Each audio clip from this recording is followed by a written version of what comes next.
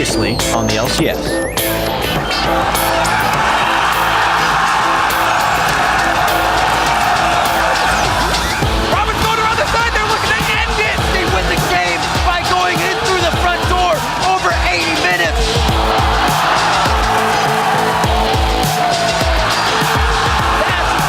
Coming now from the Phantom Dancer, he's getting the procs that he wants. Another double kill in the game coming in for him. LMQ's gonna have a win against every team in the league. CLG with the win will be in first place. On to the fountain is where they push Dignitas for their own solace. Dignitas gets taken down by Counter Logic Gaming. Way too much EG on the fight right now. The quadra kill coming in for Alltech. They stopped the 6-game bleeding streak.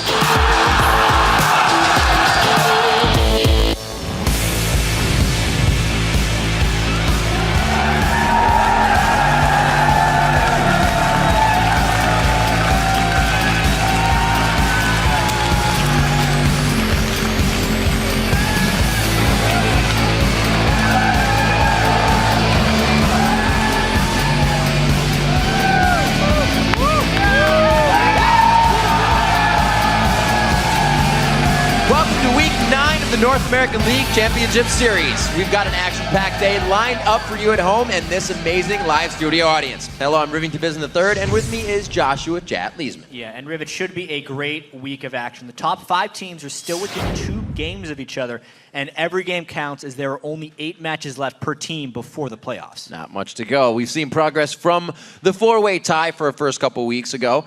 Now there are only 2 teams sharing the top spot. That's CLG and LMQ. Yeah, and both those teams are playing very well. Right now, LMQ is currently on the longest winning streak in the LCS, taking their last 4 games. They'll face off against each other on Sunday. Yep. So it's possible, if they both win today, the one team would be in sole possession of first place by the end of the week. And meanwhile, Dignitas has been in and around first place the entire split. But right now, they have the dubious honor of the longest losing streak with a 4-game slide. Yeah, Dignitas is actually tied for 4th now.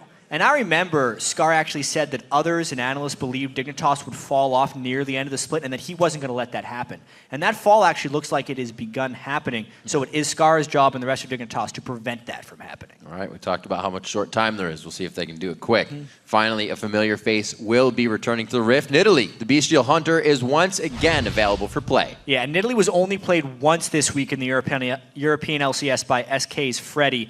And based on the scale of the rework, it might take some time to get picked up, kind of like with Xerath, but there are a lot of top lane Nidalee players in the North American LCS. I can't wait to see. So there were more than a few moments from the Week 9 European LCS that had you tweeting hashtag LCS big plays, and the first one comes from Ayla. She writes, is it a bird? Is it a plane? Is it cyanide? No, it's Cotton with the Dragon Steel. Here's your number 3.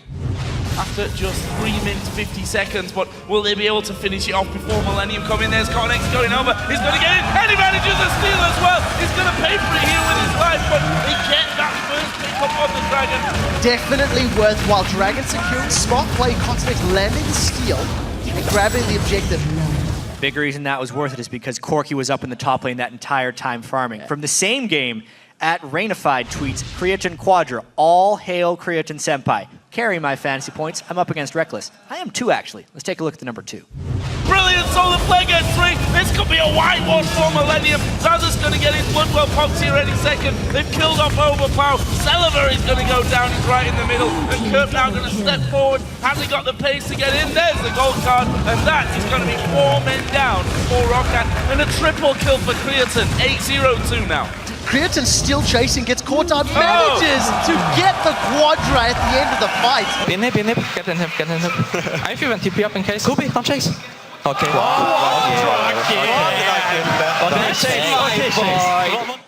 Oh, don't chase, don't chase. Never mind, if you're gonna get the kill, it's fine. Yeah, always. So let's hop into our last highlight. This comes from Booga. 3 words, Shook, Riven, LCS big plays. Here's your number 1. Colleen coming out, missed the roll, being hit by Frogger's ulti from the backside. There's a shockwave. Shook's going to go down here possibly. Oh, he's got away. He's alive. Somehow out of that one. And now Impaler turned around. There is Shook from the side to throw his ulti in. And there's 1 man down. But you've got to feel it's going to be more here. Finding the next target. This is going to be 3 then dead for the Super. Oh, got a kill too. Stone somehow survived all that damage. Subaru Kuda used everything on trying to kill Shoki, just dances away. That did manage to kill him. He came back in the fight. When an outplay feels that good to watch, you know it has to be that good, feels that good to execute. Yeah, he probably felt pretty cheeky about that, getting away with such a sliver. Well, we're going to get some of our own in these next 2 days, so keep sharing your favorite moments from today's matches by tweeting us at LOL Esports and use the hashtag LCS Big Plays. Taking a look at the table, Alliance is in first, followed 1 game back by Fnatic. And then tied for third is Millennium and the Super Hot Crew, with SK Gaming, of all places, falling to 5th. And back here in the land of apple pie, it's CLG and LMQ in first place with a lucky 13 wins. And then in third, it's Team Solo Mid. Cloud9 and Dignitas are tied for 4th, while Curse is in 6th, and then Complexity and EG round out the standings. That's right, but anything can happen in our 4 games today, starting with Curse facing off against Dignitas. After that, Evil Geniuses and Helios will battle it out against Seraph and the CLG crew. Yeah, then in our third match, it's a showdown between TSM and Cloud9, and we'll conclude our LCS coverage with Cloud9 looking to take their first win against Complexity. And then stick around for the North American Challenger Series for a best-of-3 quarterfinal showdown between Curse Academy and Wasabi Gaming. But be sure to head over to lolesports.com and put your precognitive powers to the test. Click on schedule, select week 9, and tell us who you think will win. Also there you can find our new and improved VOD Hub. Quickly find all your favorite matches from this year, ready to watch at the click of a button, and spoiler-free. That's right. Or if you're looking to kick your LCS experience up to 11, click on the tickets link for all the details on how you can join our studio audience, like all these cool people here, to see all the action in person. But for now, we're going to go ahead and send it over to the analyst desk. Thanks, Riv. Hello, everyone. I'm James Dash Patterson, and joining me to help set the stage for today's action is David FLICKR and Sam Kobe Hartman-Kensler. Guys, are you excited for this weekend of games? Of course I am. It's going to be a whole bunch of fun. Absolutely. And we're going to start by breaking down a few of the faces we'll be keeping an eye on this week. Yeah, first up, it is Inox, who has been struggling in recent weeks and could benefit from Nidalee's return. We'll have to see if he can play the champion as well since she was reworked. Now, next up, we're going to stay in the top lane and go to Complexities to keep an eye on West Rice. In recent weeks, he's actually found a strategy that works for his team by just building himself into an unkillable tank. If it works again today, Complexity will get their 3rd straight victory against Cloud9. Then it's the spring split MVP Bjergsen. TSM is only 1 game back from first place, and today he'll face off against Xiao, who has bested him in their last 2 meetings. Then we'll also stay in the mid lane and watch Curses in Voyboy. He had a lot of momentum coming out of their 3-1 Super Week, but then lost most recently to the 7th and 8th place team, so they have to kind of pick up the slack from here. And finally, it's Crumbs. Dignitas are currently lower in the standings than they have been all year long. And they've looked shaky in that early game. Dignitas are going to need Crumbs to bring that early game pressure to help them snap their losing streak. All right, well, each week, fans have gotten a taste of what teams say in the huddle with the LCS preview show's All Chat. But the all-important in-game communication is what creates a strong team out of 5 individuals.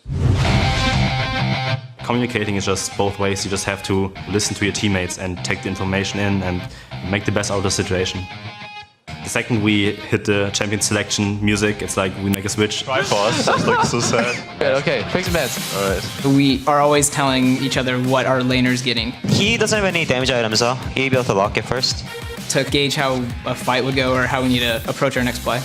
Yeah, or he hasn't bought yet, like 100% Grimmin. Okay. It's really important that you talk about the team fights beforehand. During team fights, everyone should know what they're doing. I'm gonna wall this in 3, 2. I'm gonna wall the left side, I think. Yeah. Watch hard. I see it. Okay, hit the tower. Gragas holds down, right? He used it. Yep. Okay, he used it. It's usually the initiator who will call, like, maybe a Thresher would look for a hook or a flash play. Then the person who can follow up will say, I can follow up. I'm coming. Nice, get Thresh! Got him. Nice. As soon as a call is made, it's up to the players to just follow through. It's important that everyone listens, and even if you don't believe it might be the right thing, sometimes you just gotta take risks, so you need to put belief in your teammates and just trust their call. Seraph. Here, the side lane. The Afro link. Okay, we can push up mid again. We can push up mid again. Do the same thing again. They got See, talked. we can do that again and again, and eventually we're gonna land a skill and we're gonna kill one, okay? Yeah. The biggest issue is that everyone needs to start listening. Every call that has been made needs to be only made once and listened to immediately. Repetition leads to a lot of clutter and voice comm, and that's what you want to avoid. Kite back, I can flank. on the same side. Yeah, look at me. Look at the flank. I think that happens to a lot of other teams a lot more, where everyone is kind of like screaming, like, let's go for this guy, this guy, this guy, and it's just like overload of information. Where with ours, usually it's just high. Let's go, let's go, let's go, let's go, let's go, let's go, let's go. Keep going, keep going. Make him flash, make him flash. Or you're not flash, careful, stop chasing, ball, stop chasing. He flash, he flash, he flash. Trust flash. 25 trust flash. When you have one person doing it, if he's doing it correctly, it goes out very well for you. Decisiveness is definitely like the one thing. If you're the more decisive team in late game, you will win 100%. Let's go, let's go. Flash, Do it. let's go, go, go, go, go, go, go. He's on. Evelyn's right here. In a, back. I got switch out. That's going to be the game. CLG takes down Team Solomon. Now, guys, you heard the players. How important is it to have that one voice on a team? It definitely is really important, but I think what's just as important, but not mentioned nearly as much, is the fact that all the other people on the team have to constantly be feeding information to the shot caller so that they can make an informed decision. There's no way that one person can gain enough information from across the whole map to make an informed decision without the help of everyone on their teams. It's gold timers, item thresholds, cooldowns, everything. People have to constantly be updating that person. Yeah, I really agree. And actually, I want to kind of back up what Lemonation said about having just high as the shot caller, because I didn't really notice it very much until we went and watched the Doombots video. Because when you're talking, like, you can process what you hear and process what you're saying. But if you're hearing things while you're talking, everyone just hears two voices and they don't understand what you're saying. Like, you guys missed out on so many puns during the video because you couldn't hear me over Kobe talking about killing people, and that was horrible. But it's something you actually just don't realize until you hear it back. Like, if you're ever talking over someone, nothing is actually understood at all. And having that one voice is actually incredibly useful. Well, Kobe was just too focused on winning the game. Well, I mean, I had the most kills. I mean, I was clearly too. He's still pushing for that MVP. The vote is over. Vote for me. All right. Well, Kobe, I have a slightly more specific question, which is that back when you were playing, who would you say is the best shot caller that you got to play with? We actually had no good shot callers on our team. We're pretty bad at shot calling. I specifically remember one time at the World Cyber Games, we're pushing up mid lane and Chasha says, "Oh, if we're going to dive, now would be the time." So I go right in, I get dumpstered. Everybody runs away. And he was like, "Yeah, I said if we were going to dive." Qualifying everything before it actually happens. Well, of course, one of the big keys for the shot calling is that everyone actually has to listen to the call too, right? I feel like that's one of the things that is most important is all the rest of the members need to actually be listening and following 100%, right or wrong. Now, we want to get your thoughts on the discussion, though. So today we're asking, which NALCS player would you like making the calls on your ranked team and why? Now, you guys know the drill. Send your answers to LOL Esports. Use that hashtag LCS, and we'll be looking for the best responses to share later in the show. And for a look at the lighter side of Team Comms, tune in Thursday at 8:30 a.m. Pacific, 5:30 p.m. Central European Summertime for the LCS preview show. Their segment, All Chat, reveals what the pros are saying and singing. As Curse and Dignitas load into the lobby, here's a little taste of the goods. Sarah. Yo. I love you. Thank you. Wow. No love back. Get rejected, son. Can we all be pyramids for today? I feel like we don't win because we don't have matching icons. Yeah. We got Lulu. Finish. I have Cleaver in a second. Give me the Lulu's Cleaver. Yeah. Give me the Penta. No. Stop. Nice. I have J.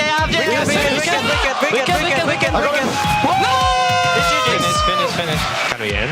I think we should. Yeah, we can. I can join you soon. Okay. Who's gonna defend this? Kog'Maw without flash? All we have to do is play the map and then map the plays. That's actually correct. Don't overcommit on kills. Objectives over kills. Yeah, I don't have ult, so be careful. Don't fight. We're going for just objectives. No fights. Need to be a lot more coordinated. Yeah. Well, can we Nashor then? No, Don't get started. Way too early. Don't get too excited. Can we go for base race? No, we lose. So what? We lose anyway. We have to try. Maybe they will panic. No. Yes. Keep him busy. Right cog. I'm going. Right cog. Go for the in. I'm going. Everyone off Robert. Someone get in front of Dom. Yeah. Oh my god, hit base. I'm hitting it. Everyone hit base. Just hit base. Ignore Me and Polly, we wrote a song. I heard. You don't have to tell me. Don't be front, son, no seats on the bun. We be up in this drive-thru. Order for two. I got a craving for a number 9 like my shoe. Maybe I should go into voice acting and then cosplaying. There's no way you think Cyanide sister is hotter than mine. What about my sister? Oh, my sister beats your sister, 100%. My sister beats your sister, 100%. Oh man, I hope they don't put that in the thing.